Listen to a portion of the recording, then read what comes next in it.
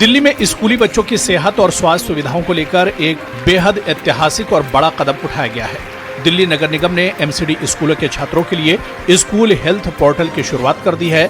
इस नए school health portal के जरिए एमसीडी स्कूलों में पढ़ने वाले लाखों विद्यार्थियों का पूरा हेल्थ डेटा डिजिटल रूप से एक ही प्लेटफॉर्म पर सुरक्षित रहेगा, जिससे बच्चों की बीमारियों की पहचान और बेहतर इलाज समय पर सुनिश्चित किया जा सकेगा।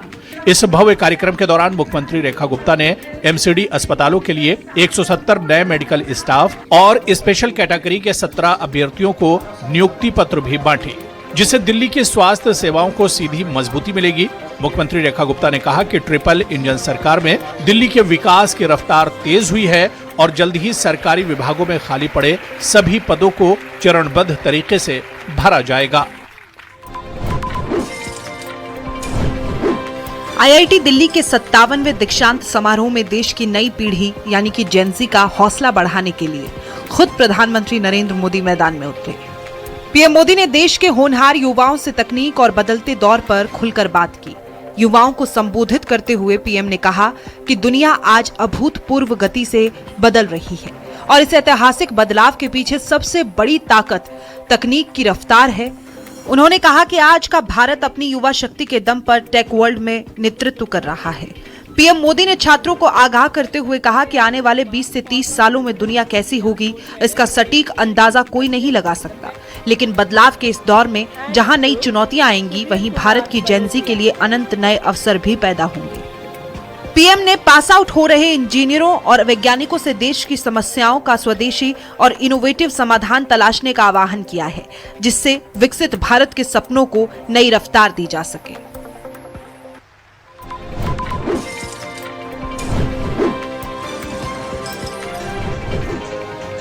पावन कांवड़ यात्रा के बीच राजधानी दिल्ली पूरी तरीके से शिवमय हो चुकी है।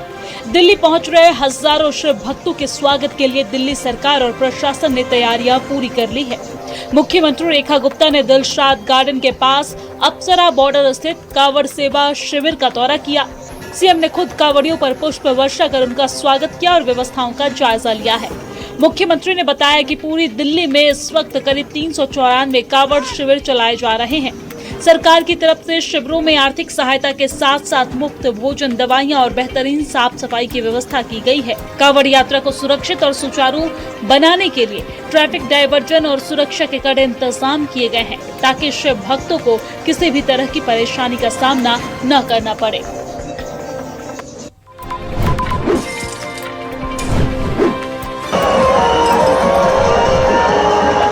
कांवड़ यात्रा के महाकुंभ के बीच आज मेरठ के मोदीनगर से एक अद्भुत नजारा देखने को मिला। मुख्यमंत्री योगी आदित्यनाथ ने खुद मेरठ पहुंचकर शिव भक्त कांवड़ियों का भव्य स्वागत किया और उन पर पुष्प वर्षा की। सीएम योगी ने मेरठ के मोदीपुरम में बने विशेष मंच से कांवड़ियों पर फूल की बारिश की। इस दौरान मंच पर मेरठ के सांसद अरुण गोविल समेत कई वरिष्ठ नेता और प्रशासनिक अधिकारी भी मौजूद रहे। पूरा माहौल बम बम भोले के जयकारों से गुंजमान हो गया। इसके साथ ही सीएम योगी ने हेलीकॉप्टर से कांवड़ मार्ग का हवाई सर्वेक्षण भी किया। गाजियाबाद के ऐतिहासिक दुधेश्वर नाथ मंदिर, बागपत के पूरा महादेव और मेरठ के ओघड़ नाथ मंदिर तक पूरे कांवड़ रूट की सुरक्षा और व्यवस्थाओं का बारीकी से निरीक्षण किया गया। शासन के निर्देश पर प्रशासनिक अधिकारियों ने भी हेलीकॉप्टर से कांवड़ियों पर फूल बरसाए। सरकार की इस पहल से शिव भक्तों में जबरदस्त उत्साह देखने को मिला और सुरक्षा व्यवस्था पूरी तरह मुस्तैद रही।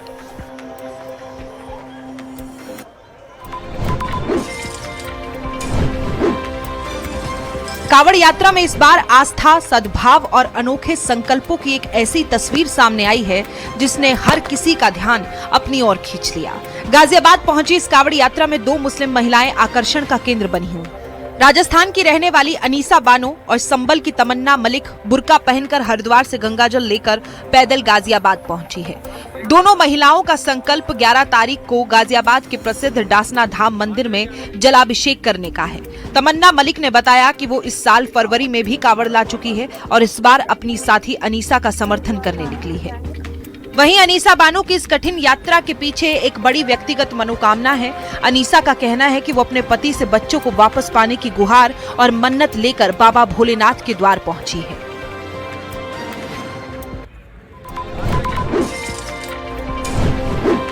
मुजफ्फरनगर में कांवड़ यात्रा के दौरान पुलिस की सूझबूझ और धैर्य की ऐसी तस्वीरें सामने आई हैं जो वाकई काबिले तारीफ हैं।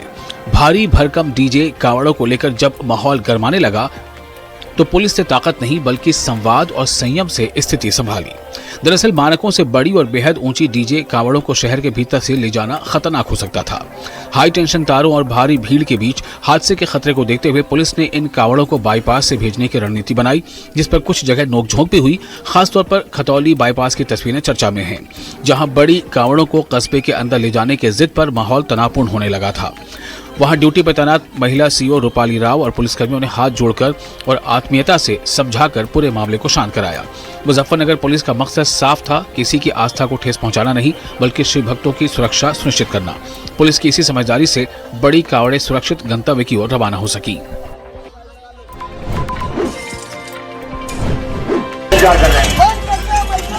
कांवड़ यात्रा में इस बार अटूट आस्था के साथ साथ समाज को जगाने वाले अनोखे रंग भी देखने को मिल रहे हैं। दिल्ली से सटे मुजफ्फरनगर से गुजर रहे इस कांवड़ यात्रा में एक शिव भक्त का ये संकल्प देखकर हर कोई हैरान और नतमस्तक है। आंखों पर काली पट्टी और जुबान पर जय भोलेनाथ का नाम। जी हां, इस कांवड़िया ने पूरे रास्ते आंखों पर पट्टी बांधकर अपनी ये कठिन और कठिनतम यात्रा शुरू की है। इस अनोखी तपस्या के पीछे का मकसद बेहद खास है। शिव भक्त का कहना है कि वो देश में गौ माता की रक्षा और गौ हत्या पर पूरी तरीके से रोक लगाने की मांग को लेकर ये कठिन साधना कर रहे हैं, ताकि सोए हुए समाज और प्रशासन को जगाया जा सके।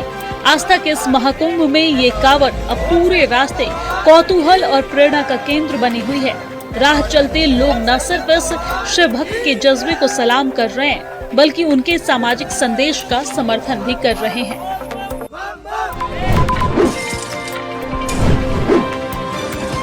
कांवड़ यात्रा का हर रंग अपने आप में अनूठा होता है, लेकिन मुजफ्फरनगर की सड़कों पर इस बार आस्था के साथ साथ जीव जंतुओं के प्रति प्रेम का एक बेहद अद्भुत संदेश देखने को मिल रहा है।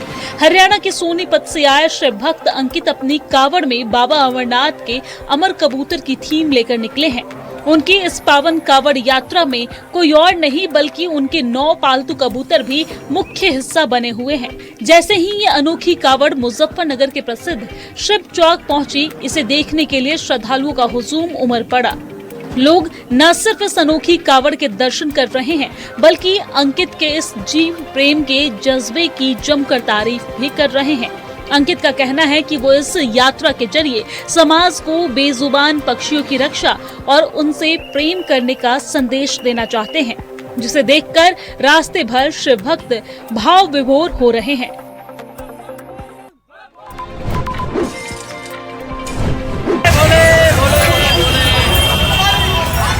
कांवड़ यात्रा 2026 में इस बार भक्ति के साथ साथ राष्ट्रभक्ति का ऐसा अनूठा रंग देखने को मिल रहा है, जिसे देखकर हर भारतवासी का सीना गर्व से चौड़ा हो जाए। मुजफ्फरनगर की सड़कों पर जब ये अनोखी कांवड़ पहुंची तो पूरा इलाका जयकारों से गूंज उठा। हरिद्वार से गंगाजल लेकर दिल्ली के न्यू अशोकनगर जा रही 4 शिव भक्तों की इस टोली ने वीर क्रांतिकारी भगत सिंह, सुखदेव और राजगुरु को अपनी यात्रा समर्पित की। तीनों युवा शहीदों के रूप में हथकड़ियों में जकड़े दिखे, जबकि उनका चौथा साथी अंग्रेज सिपाही के किरदार में नजर आया। इस जीवंत झांकी को देखने के लिए ऐतिहासिक शिव चौक पर लोगों का हुजूम उमड़ पड़ा। प्रतिदिन 25 से 30 किलोमीटर पैदल चलने वाले इन युवाओं का मकसद आज की नई पीढ़ी और युवाओं के दिलों में स्वतंत्रता सेनानियों के बलिदान की अलख जगाना। हाथों में जल और दिल में वतन का प्यार लिए कदम बढ़ाते इस टोली ने साबित कर दिया है कि आस्था और देशभक्ति जब एक साथ मिलती है तो हर दिल में राष्ट्र प्रेम का दिया जल उठता है। दिल्ली में हो रही मूसलाधार बारिश अब आफत का सबब बनने लगी है। दिल्ली के देवली इलाके से एक दिल दहला देने वाला हादसा सामने आया है, जहां तेज बारिश की वजह से एक निजी पार्किंग की ऊंची दीवार अचानक ताश के पत्तों की तरह ढह गई। दीवार गिरते ही मौके पर भीषण अफरा तफरी मच गई। दीवार का भारी भरकम मलबा नीचे खड़ी गाड़ियों पर जा गिरा, जिससे पार्किंग में मौजूद करीब 8 से 10 गाड़ियां बुरी तरह क्षतिग्रस्त हो गई। इस हादसे में गाड़ियां तो पूरी तरह से टूट फूट गईं, लेकिन सबसे बड़ी राहत की बात ये रही कि घटना के वक्त दीवार के पास कोई व्यक्ति मौजूद नहीं था, वरना एक बड़ा हादसा हो सकता था और कई जिंदगियां खतरे में पड़ सकती थी। हादसे के बाद स्थानीय लोगों में निजी पार्किंग के कमजोर निर्माण और बारिश के दौरान जल निकासी के पुख्ता इंतजाम न होने को लेकर गहरा आक्रोश है। पुलिस और प्रशासन की टीम अब मलबे को हटाकर स्थिति को सामान्य करने में जुटी है। यहाँ पे लगभग 8-10 गाड़ी थी जो डैमेज हुई है। पीछे काम चल रहा था सीवर का, पूरी गली खोदी गई थी। सीवर का काम चला, एमसीडी वाले काम कर रहे थे। उसकी पानी के भराव से ये जो दीवार है ये गिरी है और सारी जो गाड़ी है वो सारी डैमेज है। दिल्ली में बीते दिन हुई मूसलाधार बारिश जहां पूरी दिल्ली को पानी पानी कर गई, वहीं सरिता विहार इलाके से एक बेहद दर्दनाक हादसे की खबर सामने आई है। मदरपुर खादर के प्रियंका कैंप में एक युवक उफनते नाले के तेज बहाव में बह गया। चश्मदीदों के मुताबिक भारी बारिश के चलते नाला ओवरफ्लो हो रहा था और पुलिया पूरी तरह डूब चुकी थी। प्रियंका कैंप का रहने वाला युवक जब घर लौटने के लिए नाला पार करने लगा तो तेज बहाव की वजह से उसका पैर फिसल गया और वो चंद सेकंड में ही बह गया। आसपास के लोगों ने उसे बचाने की भरसक कोशिश की, लेकिन पानी की रफ्तार इतनी तेज थी कि उसे संभाला नहीं जा सका। घटना के बाद बदहवास परिजन मौके पर पहुंचे और पुलिस को सूचना दी गई। मौके पर पहुंची दिल्ली पुलिस और गोताखोरों की टीम ने तुरंत रेस्क्यू ऑपरेशन शुरू किया। देर रात तक और अब दूसरे दिन भी तलाश जारी है, लेकिन फिलहाल युवक का कोई सुराग नहीं मिल सका है।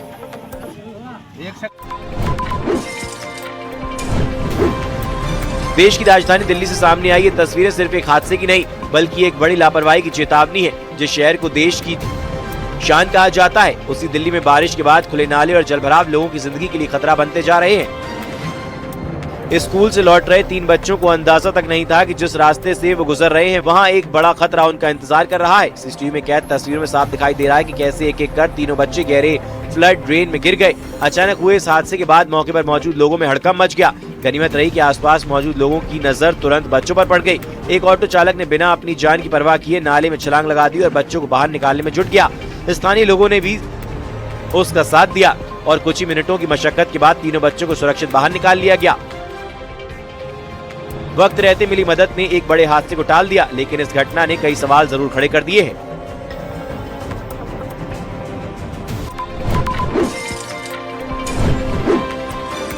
हरियाणा में भारी बारिश के बाद जलभराव की ऐसी खौफनाक तस्वीर सामने आई है जिसे देखकर आपकी रूह कांप जाएगी। फरीदाबाद के एक रेलवे अंडरपास में पानी का बहाव इतना तेज और गहरा था कि एक कार उसमें पूरी तरह समा गई। अंडरपास में जल समाधि बनती कार को देख मौके पर हड़कंप मच गया। स्थिति इतनी भयंकर थी कि कार को बाहर निकालने के लिए लोगों को अपनी जान जोखिम में डालनी पड़ी। युवक पानी के बीच में घुसकर पानी में डूबी कार की छत पर चढ़े और उसे एक पक्की मोटी रस्सी से बांधा। इसके बाद किनारे पर खड़े ट्रैक्टर की मदद से कार को खिंचवाने का काम शुरू हुआ। उफनते पानी और भारी दबाव के बीच ट्रैक्टर से खींचकर काफी मशक्कत के बाद आखिरकार कार को सुरक्षित बाहर निकाला जा सका। फरीदाबाद से सामने आई ये ताजा तस्वीर बारिश के बाद बनने वाली खौफनाक हालात और जल निकासी के दावों की हकीकत बयां कर रही है। प्रशासन ने लोगों से जल भराव वाले अंडरपास में न जाने की अपील की है।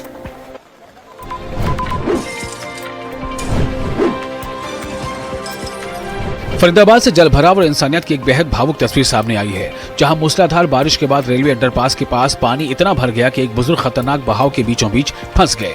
बुजुर्ग को डूबते और मदद के लिए गुहार लगाते देख आसपास के लोग एक पल भी गंवाए बिना पानी में कूद पड़े। स्थानीय युवकों ने गजब का साहस दिखाया और बुजुर्ग को अपनी पीठ पर लाद लिया। उफनते और गंदे पानी के बीच से रास्ता बनाते हुए युवकों ने बुजुर्ग को सुरक्षित बाहर निकाल लिया। लोगों की इस सूझबूझ और तत्परता की वजह से वक्त रहते एक बड़ा हादसा टल गया और बुजुर्ग की जान बच गई। एक तरफ जहां लोगों की इस जांबाजी को हर कोई सलाम कर रहा है, वहीं दूसरी तरफ ये तस्वीर बारिश के बाद फरीदाबाद की बदहाल जल निकासी व्यवस्था और इंतजामिया के दावों की पोल भी खोल रही है।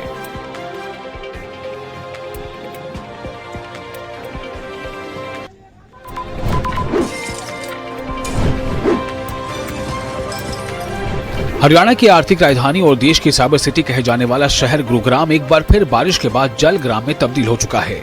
मॉनसून के सीजन में भी गुरुग्राम जलभराव के वही पुराने और खौफनाक दर्द से करा रहा है। ताजा तस्वीरें गुरुग्राम के बजखेड़ा अंडरपास की हैं, जहां सर्विस रोड पर पानी लोगों के कमर तक भर चुका है। पानी का बहाव और गहराई इतनी ज्यादा है कि कई गाड़ियां रास्ते के बीचों बीच ही जल समाधि ले चुकी हैं। तबाही की दूसरी तस्वीर धनवापुर रोड से आई है, जहां जल भराव के बीच एक बाइक बंद हो गई। इसके बाद युवकों ने जो किया उसने हर किसी को हैरान कर दिया। युवकों ने भारी भरकम बाइक को अपने कंधों पर उठाया और उफनते पानी के बीच से सुरक्षित बाहर निकाला, जिसका वीडियो अब सोशल मीडिया पर वायरल है।